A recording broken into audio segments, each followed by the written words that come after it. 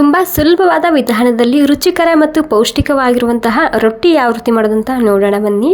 ಹೊಸ ವಿಧಾನದಲ್ಲಿ ಮಾಡಿ ತೋರಿಸ್ತಿದ್ದೀನಿ. ಇಲ್ಲಿ ನಾನು ನೆನೆಸಿದಂತಹ ಹೆಸರುಕಾಳು ಮಿಕ್ಸಿ ಜಾರಿಗೆ ಸೇರಿಸ್ತಿದ್ದೀನಿ. ಅದ್ರ ಜೊತೆಗೆ ಹಸಿ ಶುಂಠಿ, ಬೆಳ್ಳುಳ್ಳಿ, ಪಾಲಕ್ ಸೊಪ್ಪು ಹಾಕ್ಕೊಂಡು ಸ್ವಲ್ಪ ಬೇಯಿಸ್ಕೊಂಡು ಒಂದು ಚಮಚ ಜೀರಿಗೆ ಹಾಕ್ಕೊಂಡು ಮೊದಲಿಗೆ ನೀರು ಹಾಕ್ತೀನಿ ಹಾಗೆಯೇ ರುಬ್ಕೊಂಡು ತೊಗೋಬೇಕು. ಖಾರಕ್ಕೆ ತಕ್ಕಂತೆ ಹಸಿಮೆಣಸಿನ್ಕಾಯಿ ಮತ್ತು ಸ್ವಲ್ಪ ನೀರನ್ನ ಹಾಕ್ಕೊಂಡು ಸ್ಮೂತಾಗಿ ರುಬ್ಕೊಂಡು ತೊಗೋಬೇಕು.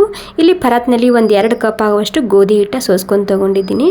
4 ಚಮಚ ಆಗುವಷ್ಟು ಕಡಲೆ ಹಿಟ್ಟು, ಒಂದು ಸ್ವಲ್ಪ ಅಜ್ವೈನು, ಕಸೂರಿ ಮೇಥಿ, ಕೊತ್ತಂಬರಿ ಸೊಪ್ಪು, ಅರಿಶಿನ, ಪುಡಿ ಖಾರ, ಗರಂ ಮಸಾಲ, ಒಂದು ಸ್ವಲ್ಪ ಉಪ್ಪು ಹಾಕ್ಕೊಂಡು ಇವಾಗ ನೀಟಾಗಿ ಇದನ್ನು ಮಿಕ್ಸ್ ಮಾಡ್ಕೊಂಡು ಇವಾಗ ನಾವು ಮಾಡಿದಂತಹ ಪೇಸ್ಟ್ನ ಹಾಕ್ಕೊಂಡು ಹಿಟ್ಟನ್ನ ನಾದ್ಕೋಬೇಕು. ನಾರ್ಮಲಾಗಿ ಚಪಾತಿ ಹಿಟ್ಟು ನಾದ್ಕೊತೇವೆ ನೋಡಿ, ಅದಕ್ಕಿಂತ ಒಂದು ಸ್ವಲ್ಪನೇ ಗಟ್ಟಿಯಾಗಿ ಹಿಟ್ಟನ್ನ ನಾದ್ಕೋಬೇಕು ಅಷ್ಟೇ.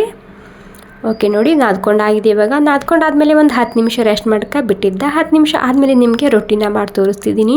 ಹಾಗೆ ಕೂಡ ತಿನ್ಬೋದು ಈ ರೊಟ್ಟಿನ ನೀವು, ಅಷ್ಟು ರುಚಿಯಾಗಿರುತ್ತೆ. ಇಲ್ಲಿ ನಾನು ಒಣ ಹಿಟ್ಟ ಗೋಧಿ ಹಿಟ್ಟೇ ತೊಗೊಂಡಿದ್ದೀನಿ. ಸ್ವಲ್ಪ ಹಚ್ಚಬೇಕು ಹಿಟ್ಟು, ಜಾಸ್ತಿ ಹಚ್ಕೋಬಾರ್ದು, ಅಥವಾ ಎಣ್ಣೆ ಹಚ್ಚಿ ಲಟ್ಟಿಸ್ಕೊಂಡು ತೊಗೋಬೋದು. ಸ್ವಲ್ಪ ದಪ್ಪನೇ ಇರಲಿ. ನಾರ್ಮಲಾಗಿ ಚಪಾತಿ ರೊಟ್ಟಿ ಬೇಯಿಸ್ಕೊತೀವಿ ನೋಡಿ, ಅದೇ ರೀತಿ 2 ಕಡೆಗೆ ಬೇಯಿಸ್ಕೊಂಡು ತೊಗೋಬೇಕು. ನೀವು ಇಲ್ಲಿ ತುಪ್ಪ ಎಣ್ಣೆ ಹಚ್ಬೇಕಂತೇನಿಲ್ಲ, ಹಾಗೆ ಕೂಡ ಬೇಯಿಸ್ಕೊಂಡು ತೊಗೋಬೋದು. ತುಂಬಾ ರುಚಿಯಾಗಿರುತ್ತೆ. ನಾವು ಪುಲ್ಕ ಯಾವ ರೀತಿ ಸುಡ್ತೇವೆ ನೋಡಿ, ಆ ರೀತಿ ಕೂಡ ಇದನ್ನು ಸುಟ್ಕೋಬೋದು. ಬಿಸಿ ಬಿಸಿ ಇರುವಾಗ ಮೇಲೆ ಈ ರೀತಿ ಒಂದು ಸ್ವಲ್ಪ ತುಪ್ಪ ಹಚ್ಕೊಂಡು ಸರ್ವ್ ಮಾಡಿ. ಸೂಪರ್ ಹೆಲ್ದಿ ಹೈ ಪ್ರೋಟೀನ್ ರೋಟಿ ರೆಸಿಪಿ ರೆಡಿಯಾಗುತ್ತೆ. ಈ ಹೆಲ್ದಿ ರೋಟಿ ರೆಸಿಪಿ ನಿಮಗೆ ಇಷ್ಟ ಆಗಿದ್ರೆ ಒಂದು ಲೈಕ್ ಮಾಡಿ. ಇದ್ರ ಜೊತೆಗೆ ನಾನು ಕಡಲೆಕಾಳಿನ ರೆಸಿಪಿ ಮಾಡಿದ್ದ